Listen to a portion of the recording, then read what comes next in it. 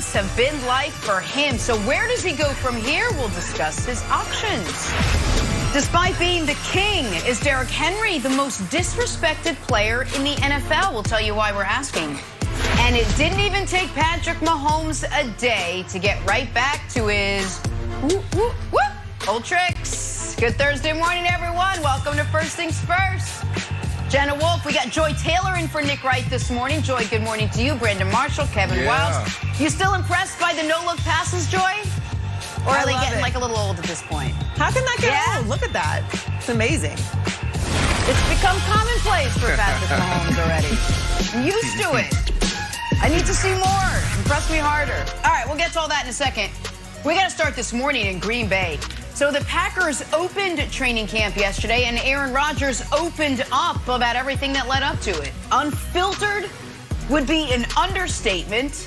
He explained in detail yesterday what drove his drama-filled offseason, one in which he actually mulled retirement. One of his big gripes, not being involved at all with football decisions. Seems like that's already changing this season. All right, guys, sit back, relax, take a listen to Aaron Rodgers. A lot of things that transpired. This wasn't, a draft day thing.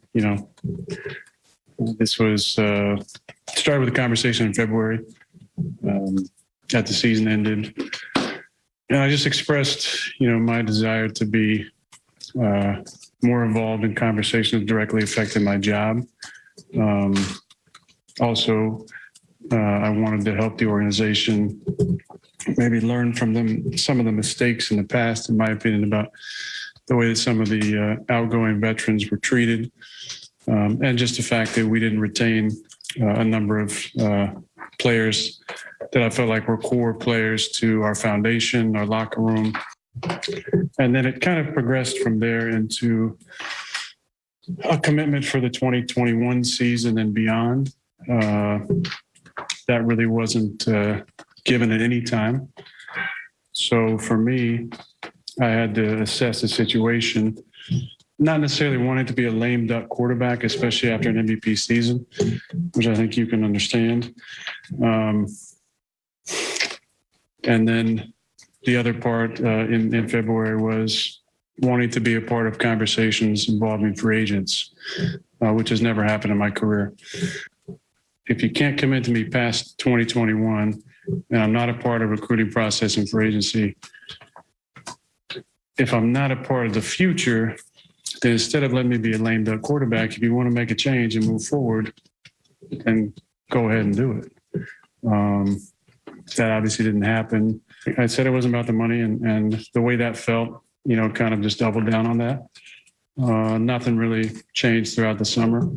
There were obviously some developments in the last week or so, but I was really working on myself and my own mental state throughout the summer, and at various points deciding if I wanted to even keep playing. But the fire still burns, and I wanted to be on a football team, and we got some things figured out in the last few days, and I'm here. Everyone in that press conference was like, well, my job here is done. There was a lot there, Brandon. He really opened up. He gave you everything of what sort of transpired in his head the last couple of weeks, months. What was your reaction to what Rodgers said yesterday? Hey, I love it.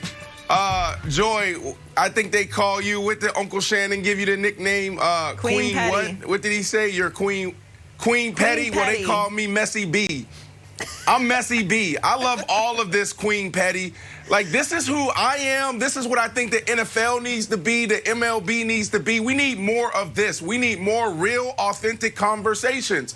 There's been this shift in power over the last year, racial tension soaring in 2020. We're also talking about COVID-19, the players and the owners going head to head, and we're trying to figure out what is this? Like, we need guys like Aaron Rodgers to be more real, more authentic. The owners can always hide behind the curtain and say, you know what? He's paid well. You know what? This thing is called a team. You need to sacrifice. Well, here's the deal. Everybody watching right now needs to go and watch, after our show, all 31 minutes and 39 seconds of Aaron Rodgers' press conference. This was so deep. This was so real. I mean, it was cool to watch, and I watched all of it. So here's the deal. What's happening in the National Football League right now, Joy, it's not this shift of, like, you know, power. It's really Aaron Rodgers and others are redefining what an NFL player is. Before, it's like, hey, you're a player, shut your mouth, go sit in the corner. This isn't the little LeBron James conversation, I'm more than a player, I'm more than an athlete. That's not this. For so long, we've been telling our players, you know what, just go come in and do your job. We got everything else. And what Aaron Rodgers is saying is no, that's not going to happen. Russell Wilson is saying, no, that's not going to happen. We want a seat at the table, and we want a seat at the table now. In the National Football League, we talk about guys being put in boxes and being institutionalized. And these guys are now saying, you know what, we are the most powerful piece in this whole entity, and now we're going to use that as leverage to actually be a part of the discussion, to be a part of the bigger business. Now, what it has to take is Aaron Rodgers and other guys to step up, continue to step up and push this conversation forward. But we didn't see that before. My only gripe with Aaron, Joy, is this. Why did it take 16 years for you to stand up against the organization? Now, you mentioned all these other guys, Jordy Nelson, you mentioned Julius Peppers, James Jones, and all these other people.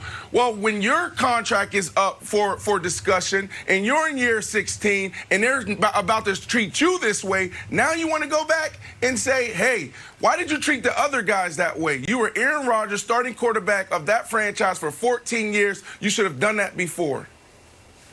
Well, two things. One, I would say it's the Tom Brady effect, which is my initial thought on why all of this is happening, and I'll get to that in a second. And second, I would say sometimes, you know, you can't truly empathize until you're in that situation.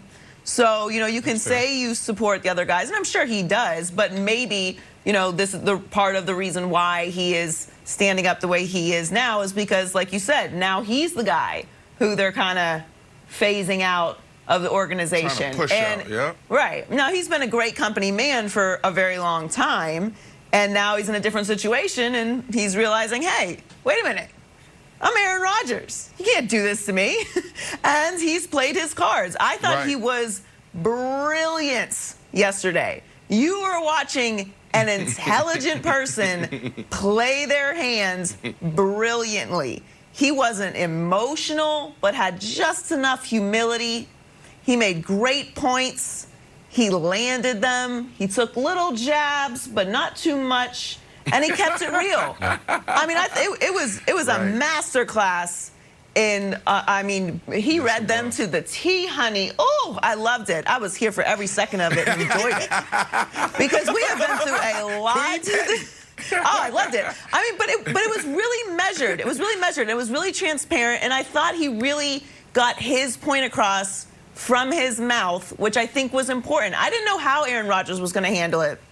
I always thought he was going to be in training camp, but was he going to continue this sort of passive-aggressive, speaking through other people, all of this mess that we've all talked about all offseason? But he didn't. He went straight for it, stood in front of the media, gave everyone his thoughts, what was going on, what he wanted, what he asked for, what he felt. And I thought he was very... almost relatable. I mean, if I'm a Packers fan, how can you watch that and feel like, wait a minute. Right. Aaron Rodgers might know a thing or two about this organization now that I think about it. So I thought he nailed it. It was a really crazy offseason for the Packers and for Aaron Rodgers. He stood up there. We got it straight from him, what he was feeling. And I don't think he's wrong. I don't think there's a winner and loser overall in the situation. I do think the front office took an L yesterday, but the compromise that these two parties have come to has set the Packers up to have their last dance. I do think this is the end for Aaron Rodgers in Green Bay. We'll see, and we'll talk about that later. But I thought yesterday was a really good day for Aaron Rodgers. Yeah, so Joy, you mentioned Tom Brady, and I think you and I picked up on a similar vibe. Brandon, I thought the specter of Tom Brady hung over that entire news conference. Both from two organizations that Brady played for. One is the Patriots. Because the way that Aaron Rodgers was describing how the Packers organization ran, which is you don't get a lot of input on the personnel decisions, and we're going to cut guys before they're sort of done with they still have more left in the tank, but we're going to cut them, and we're going to try to save money. That's how the Patriots work. That is a successful plan if you have Bill Belichick pulling the strings. You also have to back it up. You got to win 6 Super Bowls. You can't run that playbook and win 1 Super Bowl, because then you look foolish. And then you have the players able to say, like, this guy doesn't know what he's doing. So the other reason is this, and you said he's cutting a new path. I don't know. I think there's another layer to that, because here was one of his other quotes. I'm not asking for anything